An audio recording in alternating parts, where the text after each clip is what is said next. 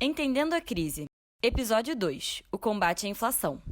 Nesse episódio, os assuntos que vamos tratar são inflação, dependência externa, crise dos anos 80 e plano real. Vamos começar pela inflação. O que é inflação? Inflação é quando os preços de todos os produtos ficam aumentando de forma generalizada. Ou seja, com a mesma quantidade de dinheiro, você compra cada vez menos produtos. Mas por que isso acontece?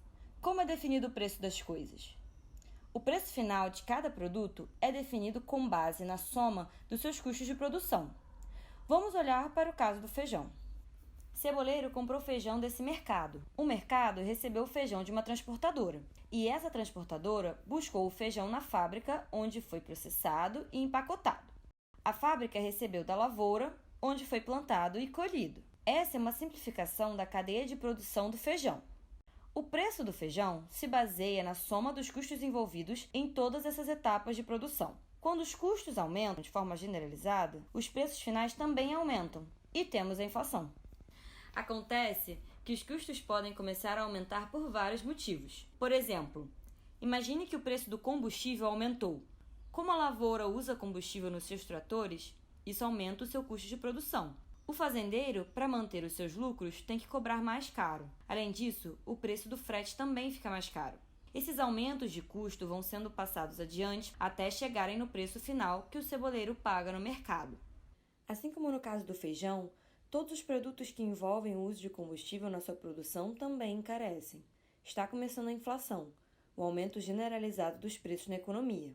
Começa a ficar difícil para o ceboleiro fazer suas compras do mês com o salário que ele ganha. Para não empobrecer com a inflação, ele pode pedir um aumento salarial. Mas é claro que a empresa vai ser contra, porque se o trabalhador conseguir vencer essa disputa, a empresa, para manter os seus lucros, vai aumentar os seus preços. Mas com muitas pessoas pressionando por aumentos salariais e muitas empresas tentando aumentar os seus lucros, começa um círculo vicioso de disputa entre trabalhadores não empobrecerem e empresas manterem os seus lucros. Esse círculo vicioso faz os preços aumentarem continuamente. Passa a se conviver com a inflação. Isso é um exemplo de inflação de custos, que acontece quando ocorrem problemas que encarecem os insumos, e em seguida, os trabalhadores e trabalhadoras começam a disputar com as empresas. Mas se os salários não aumentarem, mesmo que os preços de alguns insumos, como a gasolina, aumentem, não começa a reação em cadeia, mas os trabalhadores estarão empobrecendo. É o que está acontecendo no Brasil nesses últimos anos. A dependência externa. Mas esse aumento de combustível, quais podem ser suas causas? Na verdade, esse combustível é importado. Na América Latina, todos os países são e sempre foram muito dependentes de importações de combustível, como também de máquinas, circuitos, produtos químicos que são utilizados para todo tipo de produção nacional. Por exemplo, no caso da produção de feijão nacional, os tratores, as peças da fábrica, o combustível e os eletrônicos usados no mercado normalmente são importados. O mesmo acontece na produção de todas as outras coisas do setor produtivo. Quando os produtos importados encarecem, isso contamina o preço dos produtos nacionais. Por isso que a causa mais importante da inflação aqui nos países da América Latina vem das importações, vindas do mercado internacional. Então, na América Latina, o preço das importações é chave para entender a inflação, mas as importações são pagas em outra moeda e por isso precisamos olhar o câmbio com mais atenção. O câmbio nada mais é do que o preço da nossa moeda com relação à moeda de outro país. Vamos imaginar o mercado de câmbio como um lugar onde as pessoas vão para trocar a sua moeda por outra, seja trocar de 1 para 1 ou seja trocar de 3 para 2. Vamos ver como isso funciona. Essa balança representa o mercado de câmbio. Um brasileiro quer comprar combustível importado. Enquanto isso, um americano quer comprar café no Brasil. Então, o brasileiro vai ao mercado de câmbio para trocar os seus reais e o americano traz os seus dólares para trocar também.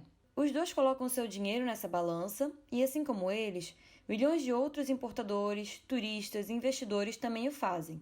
Essa transação acontece milhões de vezes ao longo do ano. O resultado é que vamos ter uma relação entre dólares querendo entrar no país e reais querendo sair. Aqui nesse exemplo, temos a mesma quantidade de reais para dólar. Essa proporção entre as moedas é o câmbio, que nesse caso está 1 para 1. Agora vamos lembrar desse brasileiro que queria comprar combustível no exterior. Com essa taxa de câmbio estabelecida, ele vai sair daqui com a sua proporção de dólares para fazer sua compra lá fora. E o americano, que queria comprar café no Brasil, pega os seus reais e vai comprar o seu café. Da mesma forma, todas as outras pessoas pegam o seu dinheiro de acordo com a taxa de câmbio. Isso é uma simplificação para as transações que acontecem todos os dias, envolvendo milhares de pessoas e empresas. No exemplo que vimos, o câmbio estava 1 para 1. Mas vejamos outro exemplo. E se chegarem mais brasileiros precisando de dólares? Nesse caso, temos o dobro de reais em relação à quantidade de dólares. Ou seja, o câmbio está 2 para 1. Agora esse brasileiro não consegue comprar a mesma quantidade de combustível com o dinheiro que tinha antes. Mas e se chegassem mais estrangeiros trazendo dólares para o nosso país? Nesse caso, voltaria a ter a mesma quantidade de dólares e de reais no mercado de câmbio. Ou seja, o câmbio voltaria a ser 1 para 1. Assim, o brasileiro volta a conseguir comprar a quantidade de combustível que queria. As pessoas que trocam seu dinheiro no mercado de câmbio vêm dos setores produtivos dos dois países, que estão comerciando seus produtos. E também vêm dos setores financeiros dos dois países que estão investindo de lá para cá. Por exemplo, o brasileiro que queria combustível está aqui, e o americano que queria café está aqui. Mas como o setor financeiro entra nessa história? Cada país tem a sua taxa de juros. Esse é o símbolo para a taxa de juros americana e esse o da taxa de juros brasileira. A taxa de juros é a base para definir o quanto o dinheiro investido vai render. Quanto maior os juros, mais rendimento. Esse homem aqui representa os investidores estrangeiros com dinheiro para investir. Eles comparam os juros dos dois países. Quanto maior os juros brasileiros tiverem em relação ao americano, mais os investidores estrangeiros vão querer trocar seus dólares por reais para investir aqui. Como vimos, melhor fica o câmbio. Na América Latina, esse fluxo de dólares que vem ou deixa de vir é o mais importante para definir como está o câmbio em cada ano. Recapitulando, a América Latina depende muito de importações para sua produção nacional. Por isso, o custo das importações influencia fortemente na inflação. Esse custo, por sua vez, depende do câmbio. O câmbio, na América Latina, é fortemente influenciado pelos investidores estrangeiros, que comparam as taxas de juros. Essa é a chave para entender a inflação. A crise dos anos 80. Agora que vimos como funcionam os mecanismos de inflação, vamos dar uma olhada na nossa história recente. No início dos anos 70, o preço internacional do petróleo disparou. Isso aumentou muito o custo das importações para a América Latina, provocando inflação. Além disso, a escassez de combustível ameaçou provocar uma crise no setor produtivo. Para evitar isso, nos vimos forçados a pegar empréstimos com os bancos americanos. Essa foi a dívida externa. Desde o final dos anos 70, o Banco Central dos Estados Unidos aumentou muito a sua taxa de juros por várias razões. Assim, os investidores estrangeiros pararam de investir na América Latina, ao mesmo tempo que esses países precisavam pagar sua dívida externa em dólares. Essa situação não se resolvia e foi ficando cada vez pior. Ou seja, havia muita demanda por dólares e pouca oferta, o que fez o câmbio piorar muitas vezes ao longo desses anos. Isso deixou os produtos importados mais caros e, como somos dependentes das importações, os preços dos produtos nacionais foram aumentando, gerando sucessivos choques de inflação. Em resumo, a crise de inflação dos anos 80 não foi causada por questões internas, mas pelos fatores externos. A crise veio de fora. Já nos anos 90, o Banco Central americano abaixou a sua taxa de juros. Isso tornou os países da América Latina mais atraentes para os investidores estrangeiros. Com essa possibilidade de entrada de dólares, eles viram um caminho para a estabilização da inflação.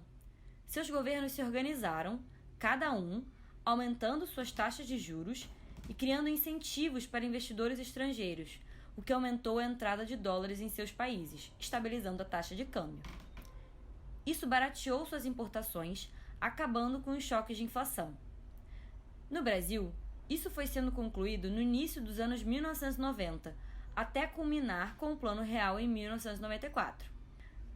Ou seja, a solução da crise também não foi uma questão interna, mas veio de fora, dependendo da melhora dos juros americanos. O Plano Real. O governo brasileiro criou uma nova moeda, o real, na qual R$ 1 valia $1. Com a entrada de dólares do sistema financeiro americano, o governo conseguiu manter o câmbio valorizado, barateando as importações e contendo a inflação. Com isso, diversos produtos começaram a ter mais facilidade de entrada no país, o que beneficiou o consumo, mas atrapalhou a produção nacional. Sempre que corria risco do real desvalorizar em relação ao dólar, o Banco Central aumentava a taxa de juros para atrair mais dólares e manter o câmbio estável. Essa estabilidade do câmbio era muito frágil e dependia do nosso juro ficar aumentando a todo momento. Por isso, nosso juro chegou a ser o maior do mundo. Isso durou até 1999. A partir daí, a taxa de câmbio deixou de ser 1:1, mas o sistema continuou o mesmo e virou lei. Sempre que a inflação no Brasil aumenta, seja qual for a sua origem, o Banco Central aumenta a taxa de juros, atraindo dólares e barateando as importações. O Banco Central só diminui a taxa de juros se a inflação cai.